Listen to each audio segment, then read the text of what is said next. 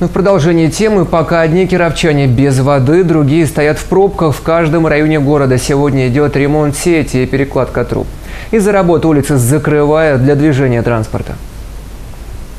Так, в рабочее время по улице Загородной будет не проехать, там реконструируют тепловую камеру. Ограничение движения действует от дома номер 13 по Горбуновой до конца следующей недели. В то же время до середины сентября у автовладельца будут возникать сложности с движением по улице Казанской у 54 и 56 домов. Еще одну улицу перекроют ровно на месяц, это Чернышевского, от дома номер 22 до перекрестка Шинников. В этом районе будут прокладывать новые коммуникации.